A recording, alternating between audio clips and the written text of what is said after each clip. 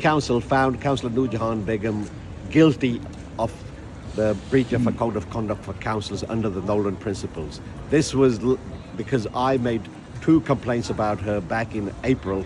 The first one was because she was delivering defamatory leaflets about me to residents in Mayfield Ward, where I am a councillor and also where I live. In fact, she dropped one in my own house. I had previously been informed by residents that this was happening. I had written to her asking her and her associates to stop doing this, but nevertheless they carried on.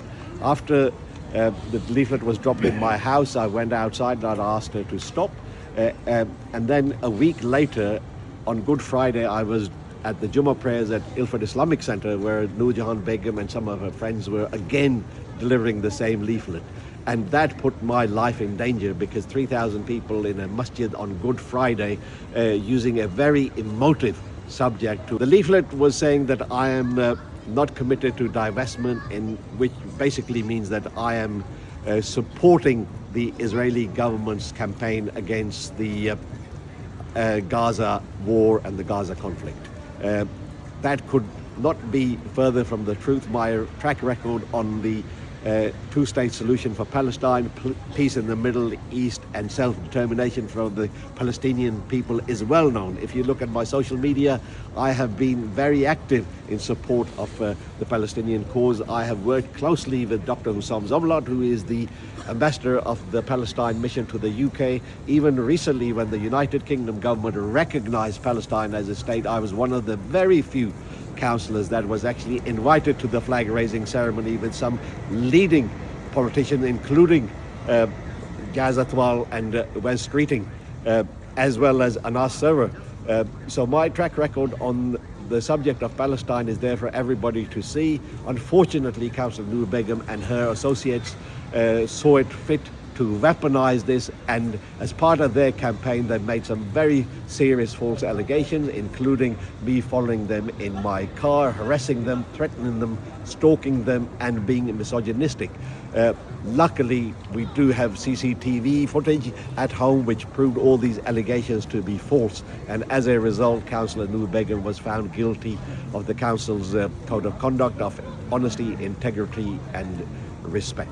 Actually a senior local authority officer in the London Borough of Tower Hamlets, and it would be very tricky for somebody who is a public servant to have been found to have lied, to have tried to defame a family man, a father of two daughters, in a public role.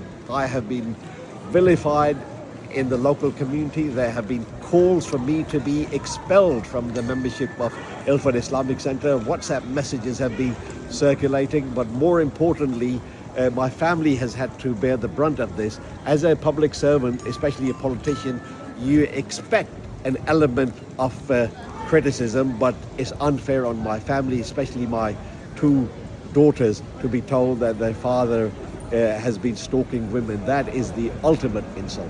The truth of the matter is that when somebody lodges a complaint, it goes to the council's monitoring officer, which is an apolitical position.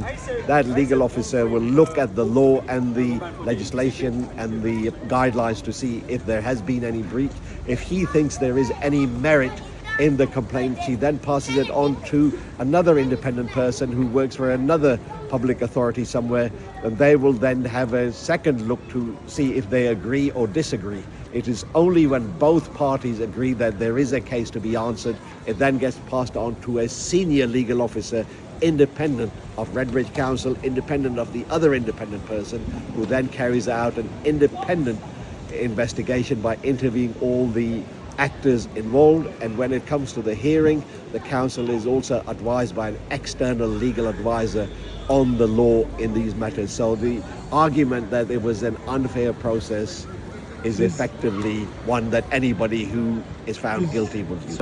Jaz Atwal is the MP for Ilford South. Last year she tried to stand as the MP, and as Jaz Atwal was my former ward colleague and I consider him as an elder brother, maybe it was her way of trying to plan her campaign for the next general election. So there could well be that, but you'd have to ask her that. I'm pretty sure there's a political agenda, because you will see that as soon as this case was coming for a hearing, she had her political party and her activist groups outside already prejudging the decision without having seen the evidence. I'm a firm believer that you don't make judgments until the evidence has been presented, but the fact that they were already trying to derail the process and concoct a narrative suggests that it was completely politically motivated to take me down and then hopefully use that as a springboard to take others down.